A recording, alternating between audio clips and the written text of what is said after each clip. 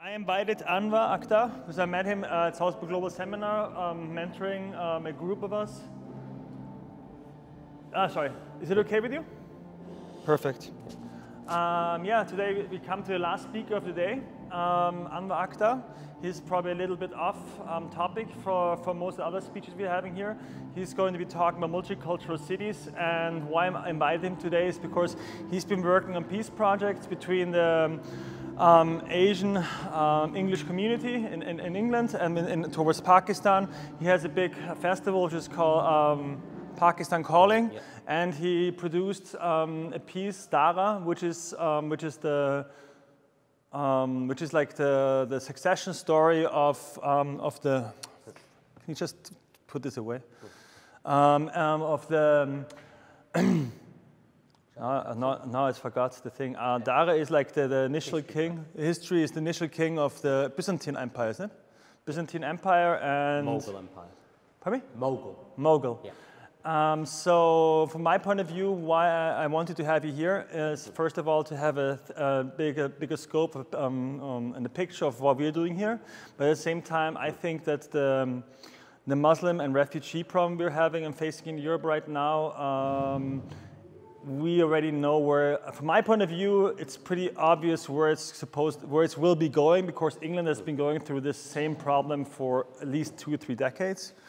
And this is due to the fact that England has a colonial power, therefore has a lot of ties which they cannot cut properly. So, and I think so we can really already see to what extent the aftermath is going to come.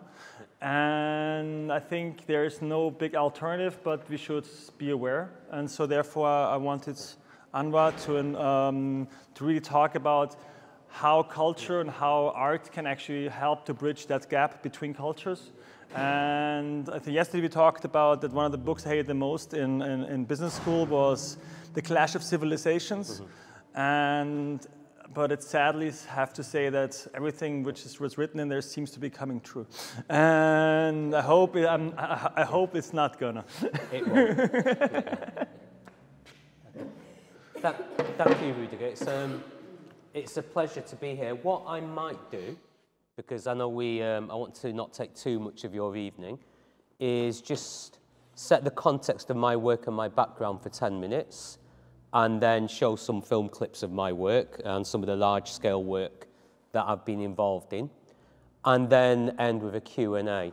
And I'm going to throw a lot of information at you, but I'll start with the term multiculturalism. And as a word, I think in some ways now it's quite problematic, because everyone has their own interpretation. It's almost meaningless, because you get 10 people, you might have 10 different interpretations of what multiculturalism is. And so it's become one of those words like Islamicism or Zionism has got loaded meanings depending who's saying it and what context. So for some people, multiculturalism is positivity, it's integration, it's music, it's arts, it's culture. You know, it's everything from Soul to break dancing to Riz Ahmed, Four Lions, Hanif Qureshi. You know, it's Bollywood Dreams, it's, you know, Notting Hill Carnival, it's Asian Dub Foundation. To other people, it might be segregation, it might be racial tension, it might be gang culture, it might be issues around gender. Where I live in London, I live in Brixton, which is a very diverse, vibrant, multicultural community. And yet the diversity there will be different from, say, a mill town in the UK like Oldham, where you might have poverty and just white and Asian youth culture and gang culture. So that's just a very quick context. And my background, I used to be, not as much these days, a DJ and a club promoter, and I ran venues and ran a record label. I then went into work in policy and worked at the Arts Council of England for 3 years. Went on to work at the Mayor's office for Ken Livingstone as a policy and arts advisor. I was a director of a very large art space in East London called Richmix, which I was the director that oversaw the development of it, and it was cinemas, galleries, workspace, linked to universities, a venue. And then I I had a career change and decided that I wanted to work in arts and international development, and I spent a lot of time working in Pakistan. So, I mean, some of the context of the UK, and I have to put a large caveat on everything I say, that I'm talking from a UK perspective. You know, I'm a Brit, so I'm pretty ignorant of the minutiae of, you know, how diversity plays out in France or Germany or Austria or throughout Europe, though I've spent a fair bit of time in Europe over the years. But stats and population and demographics are important, and they inform a lot of thinking in the UK. And so the population of the UK, according to the last census, is around 65 million, okay? Now, within that, the BME, the black and minority ethnic population, is thought to be pretty much 10%, so about 6.5 million, okay? So population of Austria is what, 8-9 million? Yeah, so 6.5 million British people have got Asian or Caribbean or diverse ancestry. So that's a very significant figure, okay? Its significance is compounded by it's a very young population. It's, I think, something like 60% of the British Asian population, which is 3.5 million, which is Muslim, Sikh, Hindu, is under 40. And according to demographic trends and population trends in the UK, 20 to 25% of Britain's population will be BME by 2050. Okay, so you're not talking a minority community. This is mainstream British society, British youth culture, British social culture, and in some of the larger cities, which tend to be more diverse than small towns, the BME population is already 35–40%, more so in parts of London and Manchester. Now that raises a whole host of issues around, well, young population, so educational provision. It raises issues around economic power, economic trends, political power, cultural power, integration debates, equality debates, debates around gender. And these debates will be getting played out in youth services, community services, amongst policing authorities, local authorities. And some of these are quite thorny and difficult issues. Some of them are just issues around social change and social trends. So there's been a lot of debate in the UK recently about a lack of presence in the arts and media of leaders, that there's not enough black or Asian arts directors, cinema directors, theatre directors. There's no black or Asian people running major venues or institutions. And yet, politically, there's a lot of black and Asian representation. And there's been a lot of thought given to career trends and career aspirations and what we call social capital or cultural capital. And so if you look at the Asian community, for instance, one of the things that's now regarded as quite problematic in Britain in some quarters is talent in British Asian communities, and it's the same in British Caribbean, British Jamaican communities. If you're bright and hardworking and talented, and your parents are bus drivers or taxi drivers or restaurant workers or shop owners, you probably wouldn't be able to work out how to become a director of the Royal Opera House or the National Theatre or the Corner House or Manchester Royal Exchange or the big, great cultural institutions of Britain. But you can work out what academic qualifications you need to become a lawyer or a doctor or a pharmacist or go into engineering. So there's a very high representation of British Asian, British Jamaican talents in some of the, what we call the silent professions, but not necessarily enough in arts and media. And there's been a lot of issues around that. If you're a large arts or cultural institution, you have to serve your audience. You have to give the stories and the background and the tales and the poetry, and the soul of your audience has to be represented on your stage. And there's been lots of debates about that. There's been lots of debates about religious orthodoxy and its relationship to the polis and political power. And that's something I've been quite involved in. And I mean, we might touch on this later, but I mean, particularly in terms of the British Muslim communities and Islam in general, I often think it's perhaps not always best to make a direct comparison between Islam and Christianity, even though they're both Abrahamic faiths. I think that Islam, in terms of its culture, its traditions, its heritage, its practice, its identity issues, has got a lot more in common with Judaism. And within the UK, I mean, within the Jewish community, you've got a very religious Orthodox community that is probably not more than a couple of 100,000, if that.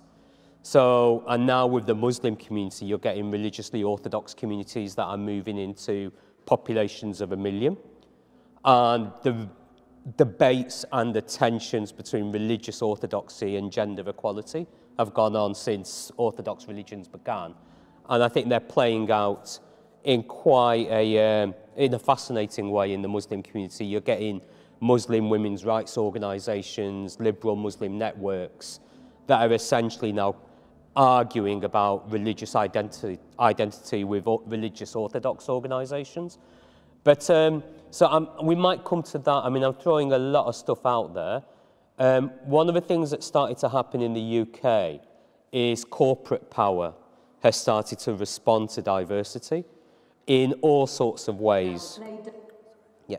So, I mean, Eid, for instance, Ramadan, Tesco's and Sainsbury's actually rearranged their stock planning during the Eid and Ramadan festivals because, you know, turnover increases 10, 20, 30% in some of their large stores as people stock up on, you know, everything from rice to dates to, you know, arranging banquets.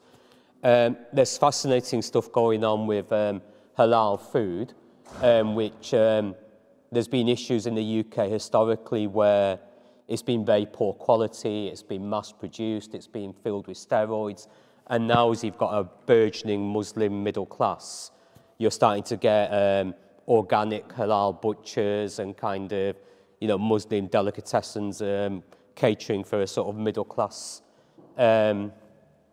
population. But all that I've just thrown, I mean, I could have spent a lot longer talking about that, but I'm going to talk about one project that I was very involved in and a relationship I developed with the National Theatre. And my work, I was part of a collective that set up the Samosa Media Project. And it was partly set up to address a lack of BME leadership in large-scale arts production, in large-scale arts curation, in commissioning, and fighting in a way for the right to have commissioning budgets, research and development budgets, lab budgets, incubation budgets, not just, you know, a few DJ workshops and a little bit of loose change for a community arts festival. And that was kind of my work that I'd done in developing art spaces as well. And it's a story of one very large-scale production that's had quite a profound impact on culture in the UK, and also peers of ours that are doing similar work. So I was doing a project in Pakistan with Human Rights Commission Pakistan. I'm working with, and in Pakistan, obviously, what's interesting is the human rights organisations that are working around minority rights, gender equality, conflict resolution, will also invariably have connections with arts organisations, with universities. The debate about arts and politics in Pakistan, you know, it's not a debate. If you work in the arts in Pakistan, it's explicitly political because the right to think, the right to challenge, the right to question, the right to innovate, the right to produce challenges power, whether it's military power, clerical power, political power. And I was fascinated in the relationship between India and Pakistan. And very briefly, I mean, just going back to multiculturalism, you know, my own personal view on multiculturalism is Britain became a multicultural society. The die was cast, the direction was set in 1744, which was when a chap called Robert Clyde, he grew up in Shropshire, not far from where I was born in Manchester, and went on to lead the East India Company, landed in India. He started the process of colonisation and trade that led to the conquest of India and empire. And 250 years later, my parents left the Punjab in what's now Pakistan and came to Britain. And it's a cycle of empire, you know, it's the cycle of trade, of people movement. And I was born in Manchester a few years later. And so that context, I suppose, is, you know, so there's the arc of history. So here I am in Pakistan, 250 years after the East India Company landed in India. And I came across this story, Dara, which I knew a little bit about, but I saw a play in Urdu in Lahore. And essentially Dara in India, in Pakistan, in Bangladesh it's A-level history, it's sixth form history. It's the, you know, it has as much resonance as the stories of Elizabeth and the Spanish Armada, or the stories of Agincourt and Henry V and the wars with France. And essentially the story of Dara is about the story of empire and the Mughals and multiculturalism in Asia. And very quickly the Mughals arrived in India sometime around the start of the 16th century. And the big question about Mughal power, the Mughal Empire, is how on earth did the Mughals conquer and control India? India, at the time, the population would have been about 140 million, maybe a bit less. And it would have been 80% Hindu. Yeah, it was Hindustan. So how did a Muslim elite, Muslim tribes, Muslim armies arrive and conquer India and control such a large population? And this, I mean, it's a very complex, layered kind of set of issues, but somewhere in it is the essence of multiculturalism. And the Mughals, like all empires, they brought their people into the empire in the same way the Romans did, in the same way that the British did to a certain extent, but not as much. And so the Mughals had Hindu generals, they married Hindu princesses, they had Hindu judges in the court, and that was how they kind of controlled India. And they were descended from Genghis Khan and Timbaland, and it was the first large-scale arrival of Islam in India, in South Asia, really. And from that, a lot of things play out today, you know, whether it's the issues in Afghanistan, Pakistan, some of the issues between Iran and Iraq as well. But essentially, you had this great empire, the Mughals. They built, you know, Taj Mahal, Shalimar Gardens, Lahore forts, Mughal miniatures, the magnificence of this empire that at one point controlled 25% of the world's landmass and a third of the world's population. And two princes were fighting for the throne, Dara and Aurangzeb, the sons of Shah Jahan, who built the Taj Mahal. And basically they had the mother of all civil wars, okay? And the reason they had the mother of all civil wars is Dara wanted to continue a pluralistic, syncretic interpretation of Islam that engaged with Hindu and Sikh traditions. And Aurangzeb, his younger brother, challenged him for the throne.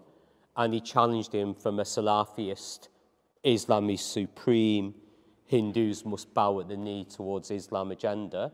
And essentially, moving very quickly, lots of historians and lots of Asians pinpoint it as the moment of partition, 230 odd years later, the moment where the Hindu-Sikh-Muslim tensions arose. So I saw this play. I was able to present it to the National. And shall we show, I'll show some clips of the play. We'll show the two, the English and the...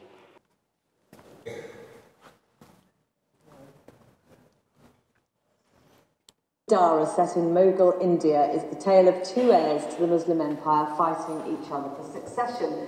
The drama channels two versions of Islam, one liberal, the other more fundamental, through the two central characters. A new production of the Pakistani play has now opened at the National Theatre, as Fatma Manji reports.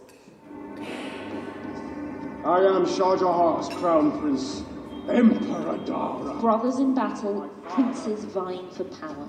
Dara is an epic tale based on the real history of the Mughal Empire. The Mughals were a Muslim dynasty who ran India for more than 300 years and were eventually ousted by the British.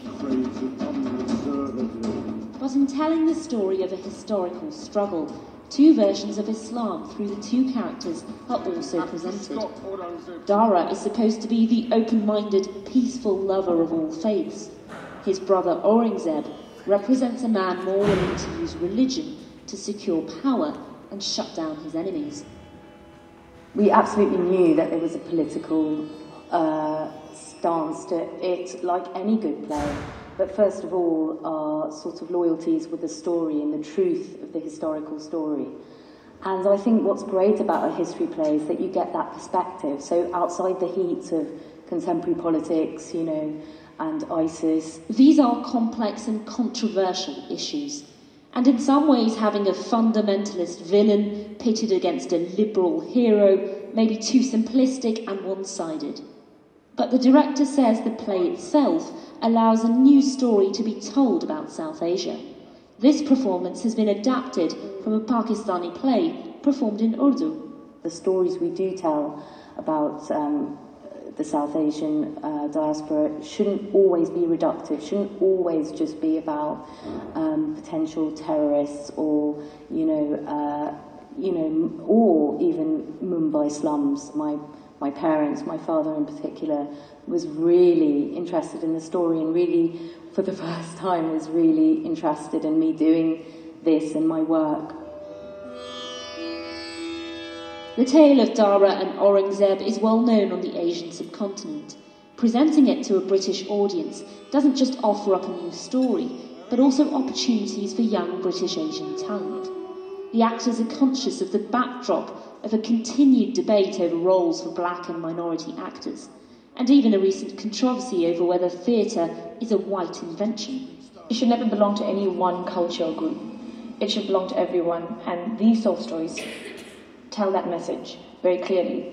So they appeal to not your usual theatre-going audience. In TV and film, there's still quite a conventional attitude to casting families and casting, the parts that actors from minority ethnic backgrounds play. But in theatre, we can be colourblind about some things. The team behind the play spent months researching and travelling to Delhi, Agra and Lahore to try and capture the Mughal era and keep it as historically authentic as possible. There was much less about my character, a lot of anecdotal sort of facts about her. But, there's a wealth of art about the Mughal time and those paintings and things like that, because she played like a dancing girl, and so much of it was just kind of finding how those women looked and how they stood and how they moved, and there were clues to that in paintings and art, which I looked at quite a bit, for a fair bit, yeah. So how does one stand like another woman?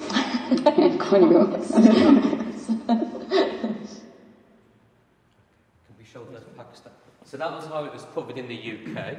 And what's interesting, I'm going to now show you how it was covered in Pakistan. So about translation and working between. Pakistani theatre. Come back. Dara इन दिनों London में पेश किया जा रहा है। सामाजिक तब्दीली से मुताल्लिक पैगाम के हामिल इस थिएटर के बारे में मुर्तजा अली शाह की रिपोर्ट देखिए। Aurangzeb claims no interest in the throne, yet he craves it unreservedly. Lahore के अजोका थिएटर का मशहूर ड्रामा दारा बरतानिया के इंतहाई पुरवकार नेशनल थिएटर में शुरू हो गया है, जो अप्रैल के पहले हफ्ते तक चलेगा। शाहिद नदीम के लिखे गए इस ड्रामे की अंग्रेजी में ड्रामा तश्कील तानिया रोनर ने की है और बरतानी थिएटर के नामवर अदाकार इसको पेश कर रहे हैं। 30, the best 30, the apostles of loyalty. A month ago we were 1,000 times that many, but now are without military escort. इस ड्रामे को शुरू हुए तकरीबन एक हफ्ता हो चुका है और हर रात अंग्रेज और दीगर कम्युनिटीज के लोग सोल्ड आउट शोज के जरिए इस तारीखी ड्रामे से महसूस हो रहे हैं। शाहिद नदीम का कहना है कि ये खेल अगरचे मुगल बादशाह शाहजहां के बेटे दारा शिकोह की दास्तां है, ताहम इसकी बहुत सी चीजें आज के दौर से भी मुमासलत रखती हैं। दारा शिकोह का जो पैगाम है और जो अजोका थिएटर की जो प्रोडक्शन थी, जो उसका मकसद था वो ये था कि ये दिखाया जाए कि इस्लाम के अंदर, मुसलमान सोसाइटी के अंदर भी इस्लाम की दो तरह की इंटरप्रिटेशंस हैं। एक बहुत ही छोटी अक़लियत जो है वो इंतहा पसंदी और एक्सट्रीमिज़म और तअस्सुबात और तशद्दुद की राह इख्तियार करती है, लेकिन एक वास्ट मेजॉरिटी जो है वो अमन, भाईचारे, सुलह और एक दुनिया के साथ मिलके आगे बढ़ने को पर बिलीव करती है। इस प्ले की डायरेक्टर तानिया फॉल का कहना है कि नेशनल थिएटर ने बहुत तहकीक के बाद इस ड्रामे को लंदन लाने का फैसला किया. Well, it's been a huge effort from all concerned, you know, transporting the story from Lahore to London, both from casting to costume and set and music, and then of course the adaptation itself. And you know, it started with our national theatre writer Tanya Ronda and I going to visit a joker in Pakistan. Dara को बर्तानिया के media में जबरदस्त पज़ीराई मिल रही है और इसे. So I won't translate because they're pretty much reinterpreting what was said in the Channel 4 news piece. But what's interesting about that is something that would not have happened if it wasn't for British Asians that have got a foot in both communities, both cultures, both countries. Nadia Falls from a British Indian Muslim background. I myself as a producer, a British Pakistani Muslim background. The cast were primarily British Asian, classically trained National Theatre actors. And it was incredibly important for several reasons. It was the first time a Muslim, Sikh, Hindu history play has played on the main stage at the National. And it played for 36 nights in the Littleton. We were hitting 950 people each night.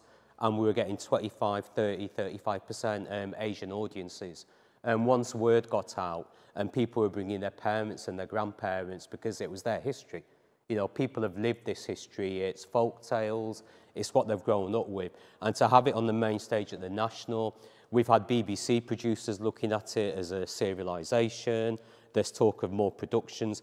And and in a way, I'll talk more about Dara and the kind of, there were three things that drove it. One was intellectual rigour in terms of the script, the translation, the production, the staging, and that it had to deliver excellence. There was no way, you know, and we had loads of issues with, oh, will working class Asian kids sit for 2 hours, 10 minutes and watch a history play?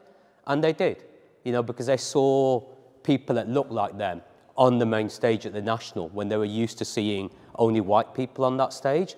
And that has very profound implications for young people's ambition, their imagination, and where they can go to. And I want to show someone that I'm a huge admirer of, Gurinder Chowdhury, who's been doing work on, I mean, this was large scale. What the Samosa's been doing is large scale. Gurinder's someone I look up to. I mean, she's probably higher up the food chain than I am. And I want to show something she's produced recently that, again, is about British Asian production having an impact. Have you got the... Yeah, thank you. So this just opened.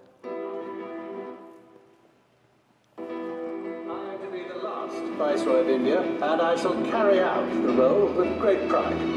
You're giving a nation back to its people. How bad can it be? You're the future. We are. Then let's not make a mess of it. Jeet Kumar, sir. He's the new boy. We have something in common there. You think India is ready to rule itself? We've learned from the best. From now on, there'll be more Indians of all faiths round our table. We can change a lot, and we absolutely have to. You'll wear yourself out. I mean, I'll wear you out. 300 million Hindus and Sikhs want a united India. 100 million Muslims do not. You dance with your own kind. My own kind. Have some respect. New nations are rarely born in peace.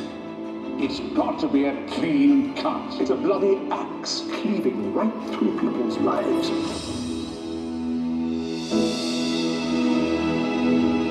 Well, whatever their differences are, all Indians have one thing in common. What's that? And they can't wait to get rid of us. Your father taught me the future is what we make it. We are brothers with one soul. To divide us on religious grounds is against the will of God. Without peace, all other dreams vanish and are reduced to ashes. India is a ship on fire.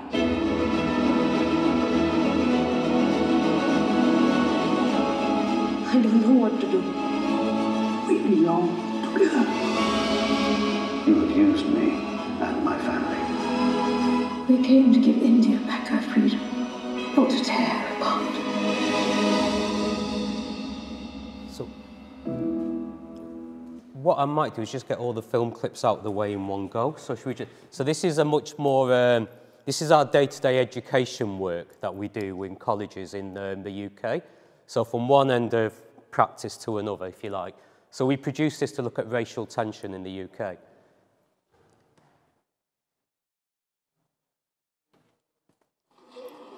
Hi, my name's Anwar Akhtar and I'm hailing from Luton Sixth Form College. Now in the surrounding area there's a lot of controversy about the EDL and the Pakistani community. But I'm going on my own adventure to find out about the community itself. There has been negative media coverage about this in the past, such as stories about the EDL. And before I'm quick to judge, I'll go on a journey to ask Pakistani students what it's like in their position. In Luton, where we are now, is quite diverse. And you've seen a lot of different people around, right? So like, it's just, the controversy is just that, you know, there's a lot of people, you know, picking out on small things, like stereotypes of, you know, Asians, Pakistanis, Bangladesh, whatever. Like, you get that feeling around certain people, but like, it shouldn't let it faze you, so I don't let it faze me.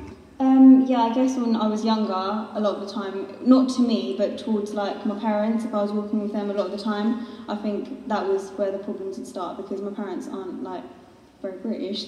I won't name the school, but like another school that's completely different race to you, like, because where we used to go to high school, it was all Asian, pretty much completely Asian, so we had a reputation of being typical Asians. It's so different, like over there you've got cover up, you've got to like be really, really Islamic and stuff, and it's so different, like the way we are now, I could never be like that there. It's just a different culture and the way it is. None of us would ever move back to Pakistan. I think the best thing was for them to move here. I mean, it's a lot better. As a Muslim, that's the most important thing to you is your faith. It's very biased, I think, because, you know, the media, they have a lot of control over certain things, so they can say, oh, extremist this, extremist that. It's all about how you portray yourself out to people, and if you give some people fit into that typical media stereotype of, oh, Asians are like this and this. When the Muslims do something, or the Asians do something, it seems like it's highlighted. People's attitudes towards different races developed, and they become more open-minded, broad-minded towards each other. It's definitely not the real picture, like most Pakistanis. We're just like anyone else, we're not alien, we're just like anyone else, you know, you find good people, you find bad people, that's what it is. You won't find two people that are just like each other. It's like we're all completely different, and different views, different things and everything. So I came up here when I was 4 or 5 years old, so I had lived there for a while, and in terms of family life, I had a lot more family there. Whereas like here, I haven't got any family, apart from my own family, like my mom, dad, and brothers and sisters. Yeah, obviously, it's my country, and I just got that. I don't get the same buzz that I get for England as I do for Pakistan. Like, I enjoy it more. When they win, I get happy for some reason, even though it's not. Yeah, I just get happy like when they win, and I like cheering them on more. The things I've heard about them, and like I kind of like lose my respect for them. And if England were playing, I would support England. Let's just say if England and Pakistan were playing the cricket match, then I'd have this flag around my shoulders. In football, for me, it's England. When it comes to cricket, for me, it's Pakistan. Okay, so I mean, I'll just describe some of the, I suppose, detail behind those films. So, I mean, I've talked a lot about Dara, and I'll just end on Dara by saying there's so much lack of information and lack of awareness about the relationships between Muslim, Sikh, Hindu, the relationships between India, Pakistan, Bangladesh, the relationships between Sunni and Shia, you know, what's happening in Afghanistan, what's happening in Iran, what's happening in Saudi. And I profoundly believe that there's a vacuum of historical knowledge in the West about very profound, very complicated, very layered forces of history, tectonic plates shifting in terms of the relationship between Sunni and Shia, and essentially the unfinished business of the succession struggle after the death of the prophets, and control of Islam, and control of, you know, getting on for a third of the world's population. And some of those issues are way beyond, I think, the comprehension of all of us in this room in terms of how they're going to play out politically. I don't know. So I think what Garinda has done with Viceroy's house is amazing. I know her and a couple of friends of mine actually were involved in researching and developing and working on that for 4 or 5 years. And to get it done and time it with the 70th anniversary of partition, and broadly speaking, give a fair historical summary in as much as you can of something that has to be entertainment and has to inform and has to work as cinema, I think it's an extraordinary contribution she's made. I've got criticisms of parts of the film, but, you know, hats off for what she's done and getting it made, and it's a very fair film. And then this Luton Sixth Form College film was interesting because EDL is English Defence League, it's the fascists, it's the far right, and they've been targeting Luton. And essentially what they were trying to do was start gang conflicts and gang war between Asian youth and British and white working class English youth. And one of the nice things about the UK is they've failed miserably. They've failed. Asian youth didn't respond. They've been policed, broadly speaking, very fairly. And they've got bored and they've given up. They didn't get the conflict that they wanted. And it's a sign of a very mature country that can manage those kind of racial tensions compared to what we had in the 70s. So I'm conscious of time and I want to leave enough time for Q&As, and I know you've got a few Qs, so I will stop there and pass to you. Thank you.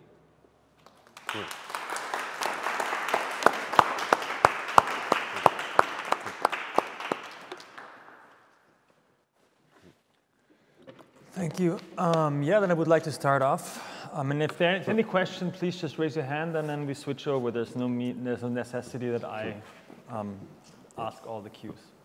From my point of view, of course, what's very interesting is how do you see the relationship between what's happening in Europe right now and what has been happening in England the last 50 years, I would say. To what extent can there even be a comparison? Because the history, it didn't, due to the colonial ties of England, there was always an exchange over 200-300 years already of people coming to England. There was probably not this kind of shift. And how do you think it changes from a bridge which was intentionally, unintentionally built to something where we feel a kind of, if you look, listen to the rhetoric of the refugee situation, we're always calling about floods and all those things. So how do you think this compares to what we are facing right now? Guys, such a big question. I think broadly speaking, and I've spent a little bit of time in France over the years, and I think one of the things that I've learned as I've got older is Brexit apart, which is just an almighty disaster. It's, you know, a massive own goal. And the British establishment are pretty good at reinvention. Okay, they've learned over centuries of having a huge empire, the decline of empire, you know, hitching the British horse very successfully to globalization and corporate wealth and American power. And so one of the things that the British did at the end of empire is they tried to make empire, to a certain extent, consensual and transactional. Certainly the Labour Party tried to do parts of that. And if I had friends that are British Nigerian or British African, they would disagree profoundly and probably take issue with some of these things. But certainly in relation to India and the idea of the Commonwealth. So most of the violence of partition, which is the kind of scar on the sort of Muslim, Sikh, Hindu souls of India and Pakistan and Bangladesh, is the violence was Muslim, Sikh, Hindu.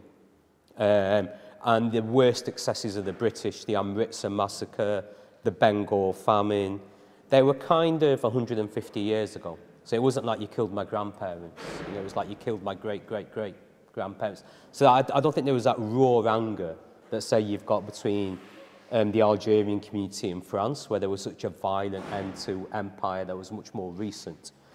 And some ways that's played out is this idea of the Commonwealth, that Britain has tried to create this community of trade, community of, and it's, you know, it's opportunistic, it's trying to rebrand empire as something, you know, that can move into something progressive and consensual. But it plays out in some interesting ways. So there was a huge contribution from British Indian forces, Muslim, Sikh, Hindu, during World War I and World War II. So now there's a huge effort in Britain, particularly by the Ministry of Defence and the British military, to kind of present that history and celebrate that history and kind of curate that history. And there's also, you know, the idea that British Asians can somehow, you know, play a very positive role in a globalized world in terms of trading by working with the Foreign Office and Department for International Development. But I think on a more kind of day-to-day level, you've got third, fourth generation British Asian, British Jamaican, you know, and there was a massive Jamaican contribution to World War II as well. And so you've got people that have been there 3 or 4 generations, so they're not immigrants, okay? And there's this idea that you can have pluralistic British identities, which is very fought over, but the idea that you can be British Australian, British Canadian, you know, God knows how many people are British Irish, you know, there might well be in the majority in certain parts of the country. So I think there's this pluralistic hybrid identity, whereas I think in France it's you've got to be French first, yeah? Whereas in Britain, and I think that plays out in Britain in terms of music culture, youth culture, but that doesn't mean racism isn't there and inequality isn't there. I just think there's been more cultural hybridity, and that's played out in, I mean, British music culture is the obvious one. So I think that's one difference. And I think the other is, because of that long relationship, politically, the anti-racist movement was very powerful in the 80s. You know, that was when the right wing tried to peak, and they lost, okay? Rock Against Racism beat the Anti-Nazi League beat just look at a British high street, okay? The skinheads lost. The fascists, you know, they can jump up and down on the edges of Brexit and the EDL, but they lost, and they've lost the culture wars. Now, that's not to say they're not coming back and they're getting organised, but, you know, I think on one level, you can't deny the multiculturalism of Britain, but that doesn't mean there isn't difficulties and pinch points. But I think that, you know, no one can argue about the diversity of Britain in terms of it not being a fact and an actuality that's not going to change. Hang on a second. Yeah. Oh, yeah, I forgot we're recording. Would you say that there's more of a class struggle of inequality in the UK than in France? Because class? Yeah, I think class, at least from my experience, I study in the UK, there's still a more rigid structure in terms of working class in post-industrialized areas. And obviously there's a racial component, but the inequalities, especially because people have been there for 3 or 4 generations, they're more part of the sort of the struggle of the working class or the lower income areas than the sort of, there's not as much of a racial struggle, if that makes sense. Yeah, very good question. It's a question that it's really difficult to answer because some of the best brains in Britain are arguing over social trends around race and culture. And so there was an issue in Manchester recently, and I was talking to the director of Manchester Museums and Galleries, who oversees all the great Manchester institutions, the Whitworth Art Gallery, Manchester Museums, and they were talking about how the BME, the black and minority ethnic population of Greater Manchester, is something around 18 to 20%, okay? But the BME visitors to the Manchester Museums is around 6%, okay? Now, is that because it's not attracting black and Asian audiences because of its pure programming, its curation, its outreach, or its content? Well, it tries. It's trying. It's probably doing better than a lot of museums. It's not always been great. In the past, it wasn't very good. Or is it because the black and Asian middle class is smaller, and middle class people take their children to museums? You know, it's middle class. And one of the ironies of Manchester's, of the UK's cultural sector, is billions are spent, and rightly so, on subsidising the opera houses and the galleries and the theatres, but it's middle class subsidy.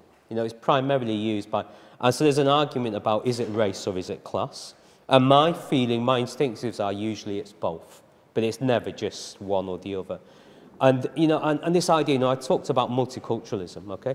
So if you're in London, if you're in Brixton or Notting Hill Carnival or Southall, where broadly speaking, you've got a level of economic, there's a lot of disposable income, there's lots of opportunities, you know, the multiculturalism there is different from a place like Oldham on the outskirts of Manchester, a small manufacturing town that was been very heavily affected by the 80s recession, and it lost its manufacturing base. So, you know, it's the type of thing that Bruce Springsteen would speak about in terms of Badlands or, you know, the Outlands. And there you've got working class Asian and working class white and poverty. That's not Brixton. That isn't, you know, that isn't cultural hybridity and music and arts and integration. That's gang culture and poverty and people that are very alienated. So I think, and this is a very difficult thing for me to speak about, but there's been a lot of soul searching in the British Muslim, British Pakistani community, because we've got elements of poverty where a pimping culture has developed. There's absolutely no doubt about it. We've got a culture where we've had pimping, misogyny and gang culture and violence against women. And because the community, large parts of it are orthodox, older people and people have ignored it, and now it's having to be dealt with because it's kind of become a big issue, and it's causing a lot of soul searching. So it's never one, I suppose, you know, it's a range of issues.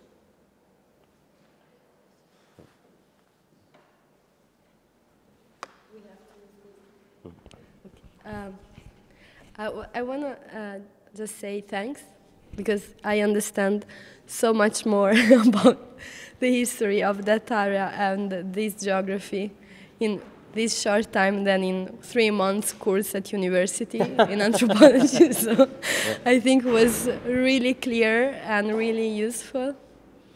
I have really a lot of questions, but I will just to reduce in short ones.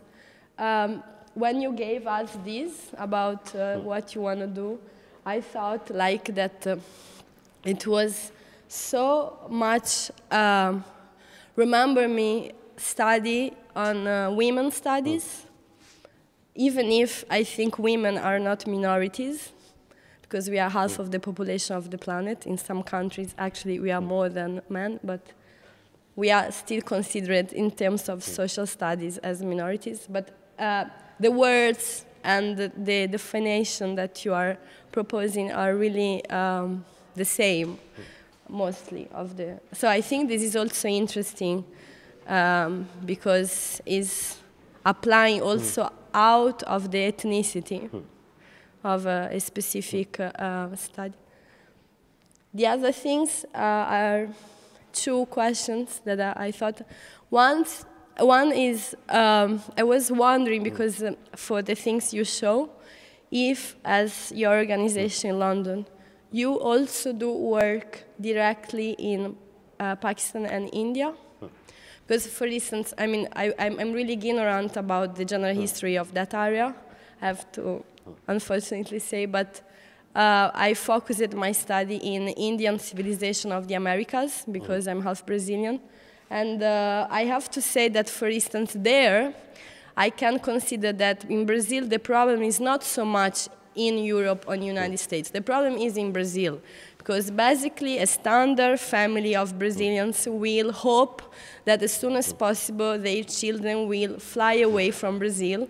They don't want that they study in Brazil. They don't want to invest in Brazil. They think that Brazil is the worst place in the world, even if I think it's the best, because it has a lot of research that we are missing here. And so they really hope that as a family they can grow up, especially in the United States and Europe. Okay. So this is something that I think is important. The other thing is you said at a certain point, speaking about the multiculturalism in London and UK, and touching different communities. You spoke also about the Jewish community in UK, and I don't know, I mean, I followed a little bit the problems now that is going on in Italy about the building up of the mosques, because there is no money for build up new ones, but there is a need, and asking for this. And for instance, in some city, there is this cooperation between the community of synagogues that are trying to help to do mosques. And let me come. Yeah, and the last thing is just that, for instance, in Brazil, the Jewish community collaborate a lot with the Lebanese community because the Lebanese community is really huge, and they do a lot of cultural projects together that could be impossible to think in nowadays between Beirut and Israel or in Europe even, no? Yeah. I mean, I'll take the Pakistan point first. So I've been very lucky that I was born and grew up in the UK, but I've spent a lot of time in Pakistan and I'm bilingual and I've been able to, and in the last 10 years, having that kind of language access and that family access and dual nationality probably means that I can get into places in Pakistan that the BBC or Channel 4 can't. So that's interesting in terms of developing or investigating news or citizen journalism or creative work. And certainly, you know, I think, and it's the same with Gurinder, I think as British Asians, you've got a level of access and cultural capital, and if you can leverage that with institutions like the BBC or Channel 4 or the National Theatre or the Royal Festival Hall, where we brought a Pakistani rock and roll band that reinterpret and reinvent classical Urdu poetry and are ferociously political and are really on the front line campaigning against religious segregation and religious extremism. And we put them on the Royal Festival Hall with Asian Dub Foundation. And again, it's that, and so you get that set of connect, and it's so important because, and I touched on it with Dara, and the impact of Dara is what happened in 1947. 1 million, maybe 1.25 million, maybe 1.5 million people were killed in the Punjab as Muslim, Sikh, Hindu just turned on each other, and it was horrific. And my mother had to be evacuated from a village, and she was lucky they got a warning that a Hindu mob was on its way and the Muslims had to flee the village. Gurinder's family had to flee Rawalpindi as a Sikh family from a Muslim mob. You know, everyone, and one of the things about 47 is I think most British Asians as a diaspora or your parents or your grandparents, you carry that history. But it's on Al Jazeera and Channel 4 and the BBC because it's that conflict's playing out in Afghanistan. That conflict is playing out, you know, the relationship between Pakistan and China is directly linked to the threat from India, and that's scary. So it's a very real history. And I think British Asians, and I think one of the problems is that when you do a play like Dara, is there's so many other stories. You know, Dara is essentially about Muslim, Sikh, Hindu conflicts and how that's played out. There's so many stories about Sunni and Shia, about Arab and Persian, that need to be told in the way the great European histories have been told if you're going to understand the world today, which is why Halfwit's come up with clashes of his civilization theory, because they've done A-level, you know, they've watched Breitbart, basically, you know, and it's so I think partly it's about, you know, what we're trying to do is just investigate history and look. If you don't and it's quite interesting that, you know, we set up as a contemporary media practice and we've ended up doing history plays to understand the contemporary conflicts of today. So, I mean, I don't want to get too much onto the Muslim or Jewish issue because it's so loaded and difficult because of Israel, Palestine and the issues there, which really upset and divide people on all sides. And I think that plays out in Muslim-Jewish relations in the UK as well. I'm interested in accommodations of religious orthodoxy because the West, the UK, is now having to accommodate a very large Muslim Orthodox community. And, you know, there's been lots of stuff about Sharia courts and Beth Din courts in the UK. And my own personal take is no religious court gives women a fair deal. The whole point of religious courts is male control over women, whether it's a Beth Din court or a Sharia court. Beth Din courts are accommodated within British civil law, and the Muslim Council of Britain just want the same deal for Sharia courts as sort of, you know, integration or equality. But the consequence, I mean, women I know are horrified by that. You know, but it's a real moral issue. You know, why can one community have an orthodox accommodation that has got within it an implicit acceptance of misogyny, but another religious community not? I mean, people don't want to talk about it because it's difficult, but, you know, thankfully there's Muslim feminist organisations that are on the front line. So I'll stop there on that. We're getting late. Is there any last question? Anyone want to say anything or? Then, good. Question, but yeah. it's very specific 1 second. Yeah. No? Okay. We'll make this the last one. So. Upstairs, and then we can continue upstairs. Yeah. Yeah.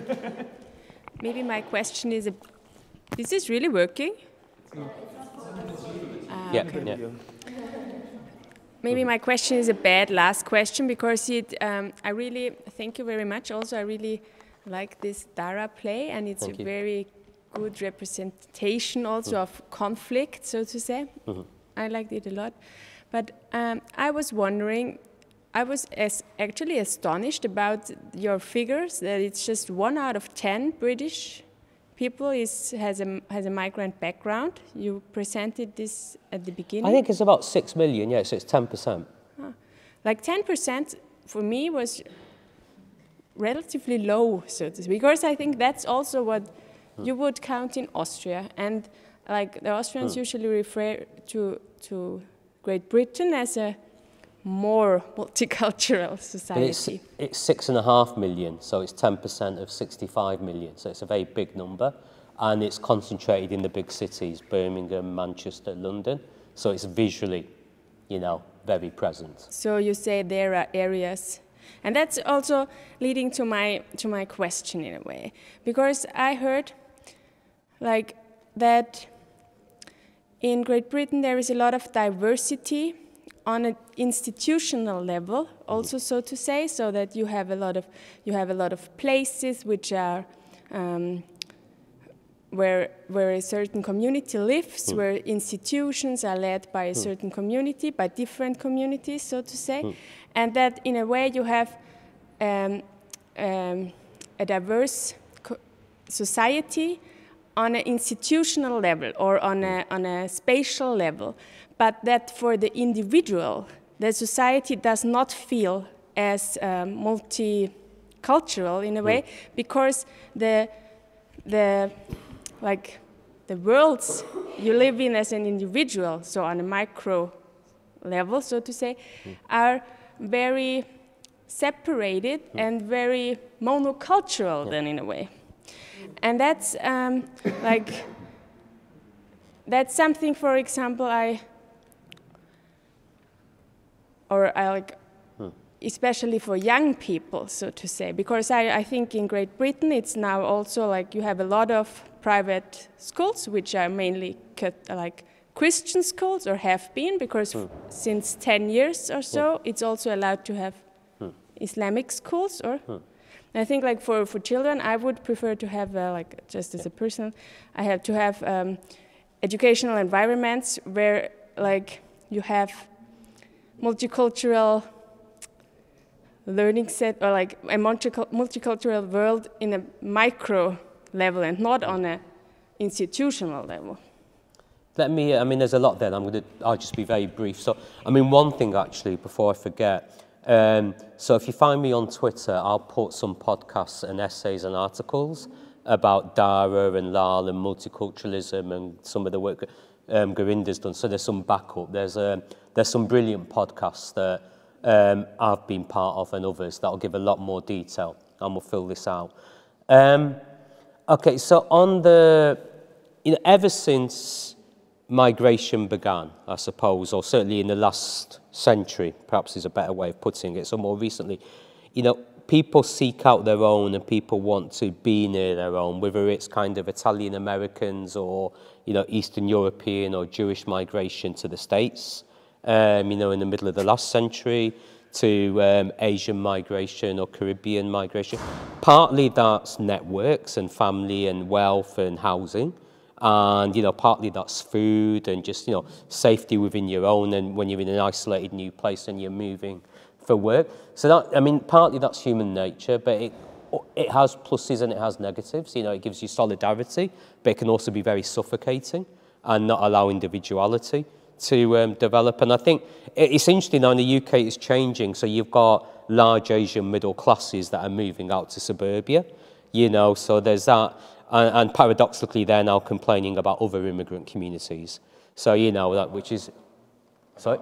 About other immigrant communities.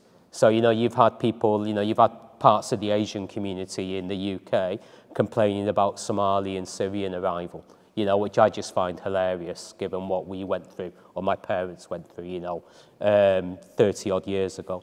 So I think that's, I mean, the monocultural, multicultural one is complicated because it changes and it varies where you are. But I think, you know, certainly in London and Manchester, I think partly the perception of diversity is the communities are in the centre of the city, so it's very visual. And that means young people often start dominating youth culture and street culture because urban culture becomes very diverse, whereas, you know, suburbia might not be. So, but that's, you know, urban and suburban's another debate about race and integration.